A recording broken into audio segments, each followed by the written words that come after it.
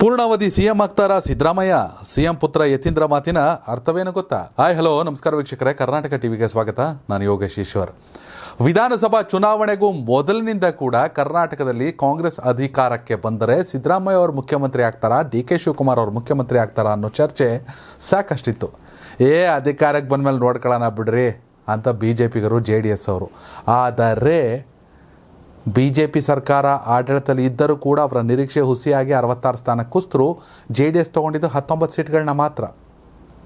ಆದರೆ Congress 103. After exams, everybody asks us only one question. How much did you score? What is your percentage? They ask us 100 such questions. I always give only one answer. CBC exam scanner books. 35 ಕ್ಷೇತ್ರಗಳಲ್ಲಿ ದಿಗ್ವಿಜಯ, ಪ್ರಚಂಡ ಗೆಲುವನ್ನು ರಾಜ್ಯದ ಮತದಾರರು ಕೊಟ್ಟರು. Guarantee ಯೋಜನೆಗಳಿಗೆ ಕಟ್ಟು ಬಿದ್ದು ಅಥವಾ BJPಯ ಕೋಮುವಾದಿ ಆಡಳಿತ ಸಾಕಾಗಿ ಅಥವಾ JDS ಸಂಪೂರ್ಣವಾಗಿ ಅಧಿಕಾರಕ್ಕೆ ಬರಲು ಅನ್ನೋ ಲೆಕ್ಕಾಚಾರದಲ್ಲಿ ಕಾಂಗ್ರೆಸ್ಗೆ ಎಲ್ಲವೂ ಪ್ಲಸ್ ಆಯಿತು. ಆದರೆ ಸರ್ಕಾರ ಅಧಿಕಾರಕ್ಕೆ ಬಂದು ವರ್ಷ ಪೂರೈಸೋದ್ರೊಳಗೇನೆ 5 ಗ್ಯಾರಂಟಿಯನ್ನು ನೀಡಿದೆ ಕಾಂಗ್ರೆಸ್ ಸರ್ಕಾರ. ನುಡಿದಂತೆ ನಡೆದಿದ್ದೀವಿ ಅಂತ ಸಿದ್ದರಾಮಯ್ಯನವರು ಘಂಟಾಘೋಷವಾಗಿ ಹೇಳ್ತಿದ್ದಾರೆ. ಕಾರ್ಯಕ್ರಮಗಳಿಗೆ ಸುಮಾರು 56,000 ಕೋಟಿ ಒಂದು ವರ್ಷಕ್ಕೆ, ಅಷ್ಟೊಂದು ಹಣನ ಸಾಮಾಜಿಕ ಕಲ್ಯಾಣ ಕಾರ್ಯಕ್ರಮಗಳಿಗೆ ನಾವು ಬಳಸ್ತಾ ಇದ್ದೀವಿ.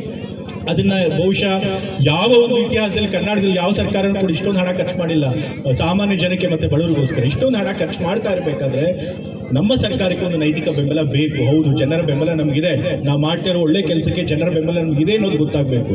ಅದನ್ನ ನೀವು ಲೋಕಸಭಾ ಚುನಾವಣೆಯಲ್ಲಿ ನಿಮ್ಮ ಬೆಂಬಲ ತೋರಿಸೋದ್ರ ಮೂಲಕ, ಅತಿ ಹೆಚ್ಚು ಕಾಂಗ್ರೆಸ್ ಸಂಸದರನ್ನ ಗೆಲ್ಲಿಸೋದ್ರ ಮೂಲಕ ನೀವು ಸಿದ್ದರಾಮಯ್ಯ ಅವ್ರ ಕೈನ ಮತ್ತೆ ಬಲಪಡಿಸಬೇಕು. ಆಗ ನಮಗೆ ನೈತಿಕ ಬಲ ಬರುತ್ತೆ. ಮತ್ತೆ ಸಿದ್ದರಾಮಯ್ಯ ಅವರ ಶಕ್ತಿ ಹೆಚ್ಚಿ ಮುಂದಿನ 5 ವರ್ಷಗಳ ಕಾಲ ಇದೇ ಗ್ಯಾರಂಟಿ ಸ್ಕೀಮ್ಗಳನ್ನು ಮುಂದುವರಿಸಿ ಅವರು ಮುಖ್ಯಮಂತ್ರಿಗಳಾಗಿ ಕೂಡ ಯಾವುದೇ ಒಂದು ಅಡೆತಡೆ ಇಲ್ಲದೆ ಮುಂದುವರಿಯೋದಕ್ಕೆ ಸಾಧ್ಯ ಆಗುತ್ತೆ.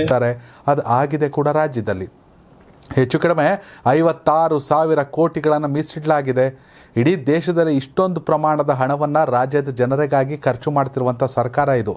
ಅಂದರೆ ಏನು ಪೋಲ್ ಮಾಡ್ತಾ ಇಲ್ಲ, ಜನರಿದ್ದ ಜನರಿಗಾಗಿ ಅನ್ನೋ ಲೆಕ್ಕಾಚಾರದಲ್ಲಿ ಅದಕ್ಕೆ ಪ್ರತ್ಯೇಕವಾಗಿ ಬಜೆಟ್ನಲ್ಲಿ ಕೂಡ ಹಣವನ್ನು ಮೀಸಲಿಡಲಾಗಿತ್ತು, ಸುಮಾರು 52,000 ಕೋಟಿಗಳನ್ನು. ಆದರೆ ಇಷ್ಟೆಲ್ಲ ಆದಮೇಲೆ ಕೂಡ ಜನರ ಬೆಂಬಲ ಸಂಪೂರ್ಣವಾಗಿದ್ದ ಮೇಲೆ ಕೂಡ ಸಿದ್ದರಾಮಯ್ಯ ಅವರು ಯಾಕೆ ಅಧಿಕಾರನ ಬಿಟ್ಕೊಡ್ಬೇಕು? ಸಂಪೂರ್ಣವಾಗಿ ಅವರೇ 5 ವರ್ಷಗಳ ಕಾಲ CM ಆಗಿ ಇರಬೇಕನ್ನೋ ಲೆಕ್ಕಾಚಾರ ಸಿದ್ದರಾಮಯ್ಯ ಅವರ ಬೆಂಬಲಿಗರಲ್ಲಿ ಅಥವಾ ಅವರ ಕಾರ್ಯಕರ್ತರಲ್ಲಿ ಇದ್ದರೆ ಓಕೆ. ಹಾಗಾದರೆ D.K. ಶಿವಕುಮಾರ್ ಅವ್ರ ಲೆಕ್ಕಾಚಾರ ಏನು? ಕರ್ನಾಟಕದಲ್ಲಿ ಕಾಂಗ್ರೆಸ್ ಅಧಿಕಾರಕ್ಕೆ ಬಂದಿದೆ ಅಂದರೆ ಸಿದ್ದರಾಮಯ್ಯ ಅವರ ಅನುಭವ ಮತ್ತು ಆಡಳಿತ ಎಷ್ಟು ಮುಖ್ಯವೋ ಅದೇ ರೀತಿ D.K. ಶಿವಕುಮಾರ್ ಅವರ ಚಾಣಾಕ್ಷತನ ಕೂಡ ಮುಖ್ಯ.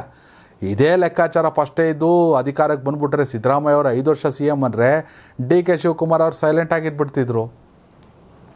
ಇದೀಗ 3 DCMಗಳು ಅಂದರೆ ಹೆಚ್ಚುವರಿ DCMಗಳು ಬೇಕು ಅನ್ನೋ ಚರ್ಚೆಗಳ ನಡುವೆ ಹೈಕಮಾಂಡ್ಗೆ D.K. ಶಿವಕುಮಾರ್ ವಾರ್ನಿಂಗ್ ಕೊಟ್ಟವ್ರೆ.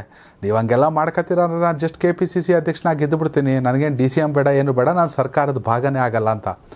ಇಷ್ಟೆಲ್ಲ ಗೊಂದಲಗಳ ನಡುವೆ ಇದೀಗ ಮುಖ್ಯಮಂತ್ರಿಯವರ ಪುತ್ರ ಡಾಕ್ಟರ್ ಯತೀಂದ್ರ ಅವರು ಹಾಸನದಲ್ಲಿ ಮಾತನಾಡ್ತಾ ಲೋಕಸಭಾ ಚುನಾವಣೆಯಲ್ಲಿ ಕಾಂಗ್ರೆಸ್ಗೆ ಹೆಚ್ಚಿನ ಸ್ಥಾನಗಳು ಬಂದರೆ ತಮ್ಮ ತಂದೆಯವರು 5 ವರ್ಷಗಳ ಕಾಲ ಸಂಪೂರ್ಣವಾಗಿ ಮುಖ್ಯಮಂತ್ರಿಯಾಗಿ ಮುಂದುವರಿತಾರೆ ಅಂತ ಹೇಳಿಕೆ. ಯಾರೋ ಕಾರ್ಯಕರ್ತರು ಮಾತಾಡಿದ್ರೆ ಓಕೆ ಬಿಡುಗರು ಅನ್ಬೋದು, ಯಾರೋ ಸಚಿವರುಗಳ ಮಾತಾಡಿದ್ರೆ ಅವ್ರ ವೈಯಕ್ತಿಕ ಅಭಿಪ್ರಾಯ ಅನ್ಬೋದು. ಆದರೆ ಸ್ವತಃ ಮುಖ್ಯಮಂತ್ರಿಗಳ ಪುತ್ರ ಇಂಥ ಹೇಳಿಕೆಯನ್ನು ಕೊಟ್ಟಿರೋದು ರಾಜಕೀಯ ವಲಯದಲ್ಲಿ ಅಂದರೆ ಕಾಂಗ್ರೆಸ್ನ ಬುಡವನ್ನು ಅಲ್ಲಾಡಿಸುತ್ತಿದೆ ಅನ್ನೋ ಲೆಕ್ಕಾಚಾರ. ಸ್ವಾಮಿ, ಸಿದ್ದರಾಮಯ್ಯ ಅವರು ಎಷ್ಟು ಮುಖ್ಯನೋ, ಸಿದ್ದರಾಮಯ್ಯ ಅವರ ಬೆಂಬಲಿಗರು ಎಷ್ಟು ಮುಖ್ಯನೋ, D.K. ಶಿವಕುಮಾರ್ ಅವ್ರಿಗೂ ಅಂಥದ್ದೇ ಬೆಂಬಲಿಗರ ಪಡೆ ಇದೆ. ವಿಧಾನಸಭೆಯಲ್ಲಿ ನೇರವಾಗಿ D.K. ಶಿವಕುಮಾರ್ ಅವರ ಹೆಸರನ್ನು ಹೇಳಿ ಪ್ರಮಾಣ ವಚನವನ್ನು ಸ್ವೀಕರಿಸಿದಂಥ ಶಾಸಕರು ರಾಜ್ಯದಲ್ಲಿದ್ದಾರೆ. D.K. ಶಿವಕುಮಾರ್ ಅವರ ಹೆಸರಿನಲ್ಲಿ ನಾನು ಪ್ರಮಾಣವನ್ನು ಮಾಡುತ್ತಾ ಅಂತ ಕಟ್ ಆಫ್ ಫಾಲೋವರ್ಗಳಿದ್ದಾಗ ಪೂರ್ಣಾವಧಿ CM ಆಗಿ ಸಿದ್ದರಾಮಯ್ಯ ಅವರು ಇರ್ತಾರಾ? ಎಲ್ಲಿ ಸಿದ್ದರಾಮಯ್ಯ ಅವರು ಪೂರ್ಣಾವಧಿ ಆಗಿಬಿಡ್ತಾರೆ ಅಂತ ಲೋಕಸಭೆಗೆ D.K. ಶಿವಕುಮಾರ್ ಅವ್ರೇನು ಸರಿಯಾಗಿ ಕೆಲಸ ಮಾಡಲ್ವಾ? ಚಾನ್ಸೇ ಇಲ್ಲ.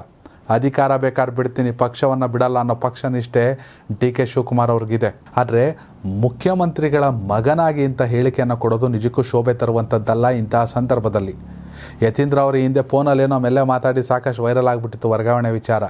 ಈ ಯತೀಂದ್ರ ಅವ್ರ ಮೇಲೆ ಕೂಡ ಶ್ಯಾಡೋ CM ಅನ್ನೋ ಸಾಕಷ್ಟು ಲೆಕ್ಕಾಚಾರಗಳಿದೆ. ಇವೆಲ್ಲ ಆರೋಪಗಳನ್ನು ಸಿದ್ದರಾಮಯ್ಯ ಅವರು ಇಲ್ಲ ಅಂತ ತಳ್ಕೊಂಡು ಪ್ಯಾಚಪ್ ಮಾಡ್ಕೊಬತ್ತಿದ್ರೆ ನೇರವಾಗಿ ನಮ್ಮ ತಂದೆಯವರೇ 5 ವರ್ಷ ಪೂರ್ಣಾವಧಿಯಲ್ಲಿ ಇರ್ತಾರೆ, ಲೋಕಸಭೆಯಲ್ಲಿ ಹೆಚ್ಚಿನ ಸ್ಥಾನ ಬಂದರೆ ಅಂತ ಹೇಳ್ತಾರೆ ಅಂದರೆ ನಿಜಕ್ಕೂ ಅದು ಒಳ್ಳೆಯ ಬೆಳವಣಿಗೆ ಅಲ್ಲ. ವೀಕ್ಷಕರೇ, ಯತೀಂದ್ರ ಸಿದ್ದರಾಮಯ್ಯ ಅವರು 5 ವರ್ಷ ಇರಲೋ, ಡಿ ಕೆ ಶಿವಕುಮಾರ್ ಅವರ ಬರ್ತಾರೋ, ಅದವರ ಪಕ್ಷಕ್ಕೆ ಬಿಟ್ಟ ವಿಚಾರ. ಆದರೆ ಸಂಪೂರ್ಣವಾಗಿ ಕಾಂಗ್ರೆಸ್ ಅಂತ ನೋಡಿದಾಗ ಇಂಥ ಹೇಳಿಕೆಗಳು ಎಷ್ಟು ಸರಿ ಅನ್ನೋ ಪ್ರಶ್ನೆಗಳು ಉದ್ಭವಿಸಿದೆ. ಇದೇ ವಿಪಕ್ಷಗಳಿಗೆ ಆಹಾರವಾಗೋದು. ಯತೀಂದ್ರ ಅವರ ಹೇಳಿಕೆ ಬಗ್ಗೆ ನಿಮ್ಮ ಅಭಿಪ್ರಾಯನ ಕಾಮೆಂಟ್ ಮಾಡಿ. ಧನ್ಯವಾದಗಳು.